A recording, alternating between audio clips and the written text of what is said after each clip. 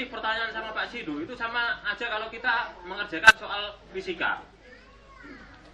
Yang anak IPA pasti tahu kan, soal fisika biasanya kan gini, P sama dengan 2S kali T. Berapakah T? Pertanyaannya cuma gitu. Tapi kalau dikerjakan itu bisa sampai 2 halaman. Sama Pak Sidu, kalau kalian kasih pertanyaan 2 kata aja, itu jawabannya bisa jadi cerpen. Kalau ditulis bisa jadi 2 halaman.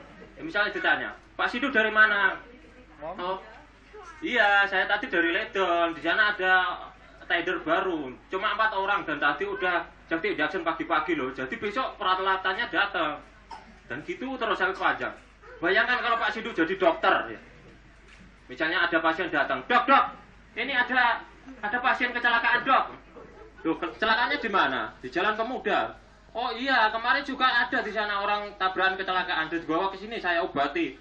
Dan karena penanganannya cepat, akhirnya dia dapat diselamatkan. Oh iya dok, tapi ini sudah sekarat dok. Darahnya keluar banyak. Oh iya, kemarin juga darahnya keluar banyak. Dan kami obati segera, akhirnya dia dapat diselamatkan. Ya udah, tolong pasiennya bawa ke ruangan saya. Telat dok, pasiennya udah meninggal. Dan gini, ini karena bulan puasa saya mau membahas masalah keimanan ya. Keimanan warga Jepara itu sudah mulai terkikis. Terutama cewek-ceweknya. Kalian perhatikan aja ya, cewek Jepara sekarang itu banyak yang pakai kerudung. Ngakunya sih hijaber, ngakunya muslimah. Tapi tiap Jumat siang itu gak ada satupun cewek Jepara yang mau jamaah di masjid. Loh beneran loh, itu jamaahnya saya lihat cowok semua. Emang cewek-cewek pada kemana sih? PMS berjamaah.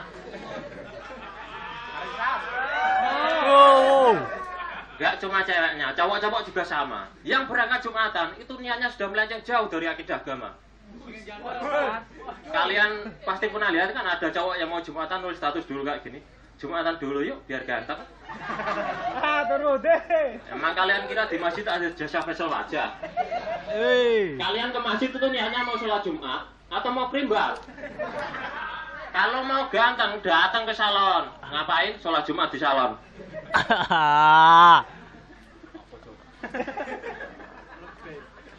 Dan gini, bulan puasa seharusnya kita itu menghindarkan hal-hal yang berbau maksiat, mendekati maksiat. Misalnya pacaran sebisa mungkin kita kurangi. Betul Larsio?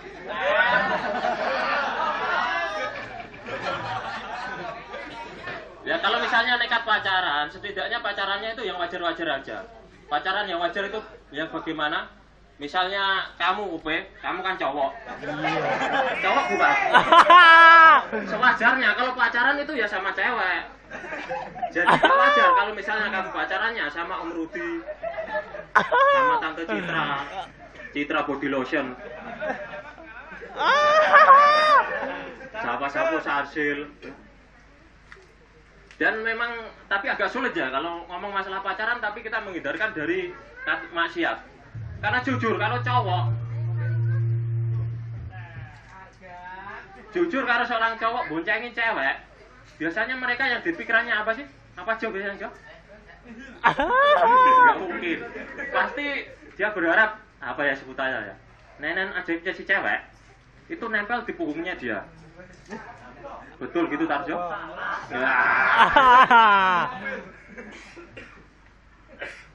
Kayak Tarjo ya misalnya. Siapa namanya siapa? Asia. Oh Asia. Misalnya Tarjo ngebojengin Aisyah gitu kan. Kalau misalnya gak nempel, dia pasti mikir gimana caranya biar bisa nempel. Biasa pakai trik lama. Gas tarik kencang, rem dadak. Ternyata masih gak nempel. Coba lagi, gas tarik kencang, rem dadak. Masih gak nempel. Pas dilihat, ternyata Aisyah bonyengnya kayak gini.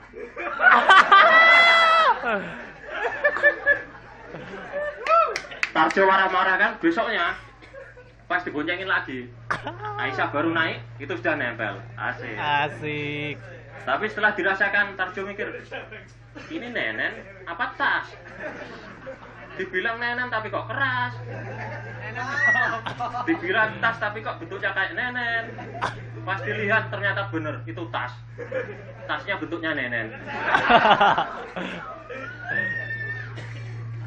Dan gini, di luar negeri itu ada klub sepak bola, itu bisa disponsori oleh minuman keras. Tapi karena apa? Karena minuman keras di luar itu, di luar negeri namanya keren-keren. Vodka, Jack Daniel. Kalau di Indonesia nggak bisa. Nggak bisa, apa namanya? Minuman keras itu nyponsori sepak bola. Masa iya Persijap gitu sponsornya misalnya Ciu Pak Munawi. Nggak keren kan? Oplosan Pak Sidu. Gingseng Nur Kamit.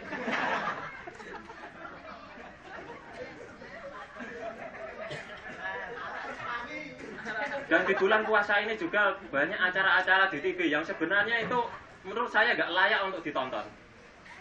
Kalian ada yang tahu acara Hell Kitchen? Enggak. Punya TV nggak sih di rumah?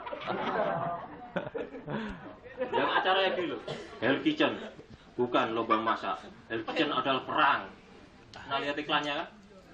Itu acara apa? Dari namanya jelas serem. Hell Kitchen itu dapur neraka. Artinya dapur neraka. Emang dapur neraka itu gimana sih? Saya takutnya kalau ada orang lagi asik-asiknya apa, numis kangkung di dapur gitu, tiba-tiba ada yang nyela dari belakang.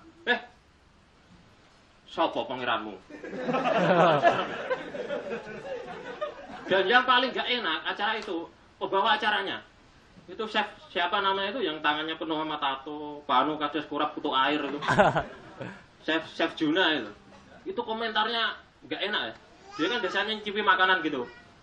Terus kalau gak enak itu dilepeh. Ini bukan makanan, ini sampah. Komentarnya biasanya kayak gitu.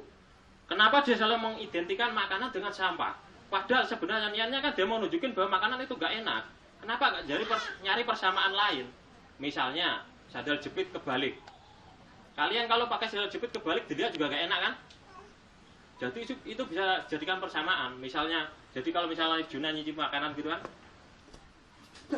ini bukan makanan, ini sandal jepit kebalik.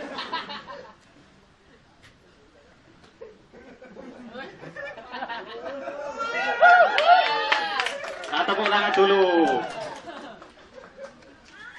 Dan juga bagi di sini ada banyak yang berkeluarga, mungkin yang sudah punya anak-anak yang agak gede, itu pendidikannya harus diperhatikan ya. Karena akhlak anak sekarang itu mulai membahayakan. Kemarin saya lagi naik motor gitu kan, ada anak kecil, ya umur katakanlah 10 tahun gitu, cowok. Dia ngomong sama saya, mas, standar mas. Oh makasih dek, saya lihat standar saya. Loh, enggak dek, standarnya sudah saya naikin. Oh enggak mas, maksudnya muka mas yang standar. Kamu bapak masih kecil, kurang ajar. Bapak kamu bakal kesini. Akhirnya bapaknya datang, bapaknya mendekat. Setelah dekat, bapaknya ngomong, misi Pak Bos. Ternyata anaknya Pak Sidu.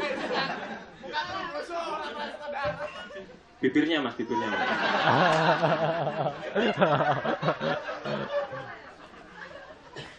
Dan juga untuk Tarjo ya, kalau misalnya sudah yakin sama Aisyah, kenapa gak langsung dinikahi aja?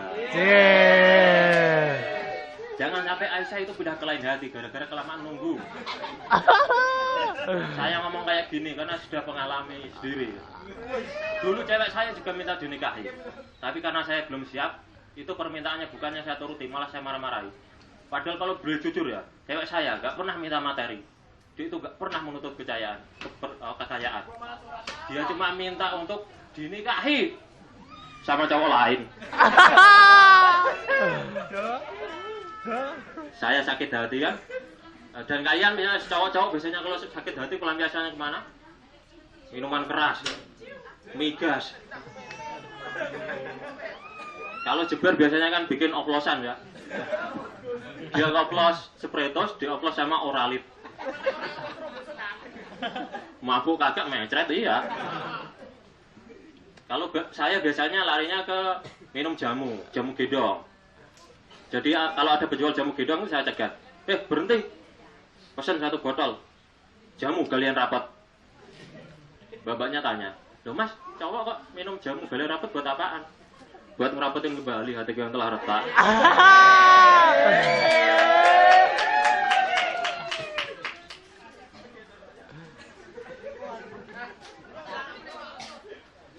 Iya Pak Igi?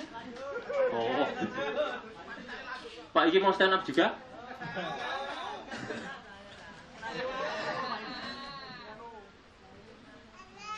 Dan gini, saya paling sebel itu kalau misalnya lagi naik motor, ketemu sama ibu-ibu yang naik motor juga. Kalian tahu kan ibu-ibu kalau naik motor biasanya pelan-pelan, tapi jalannya di tengah-tengah. Ya kan? Itu kalau mau disalip kan susah kan? Saya pernah gitu lagi nemu ibu-ibu kayak jalan pelan-pelan. Oh, mau disalip dari kiri, takutnya dia belok ke kiri. Kita ke kanan, takutnya dia belok ke kanan. Kita lurus, takutnya dia terbang. Akhirnya saya putuskan saya mau belok ke kiri. Saya salip dari kiri. Ternyata bener, ibunya belok ke kiri. Wah, dia kan belok, pas sudah deket, ibunya ngomong, "Misi Pak Bos." Ternyata istrinya Pak Sidu.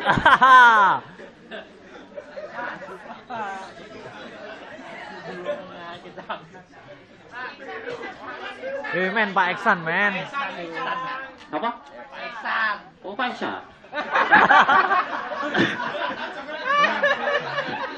Saya Raja Putri dari tadi tuh salah konsep, bro.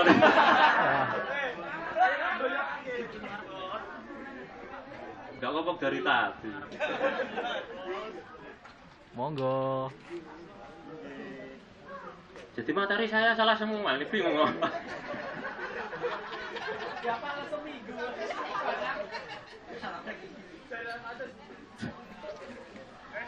Ya udah, sekian dari saya. Assalamualaikum warahmatullahi wabarakatuh.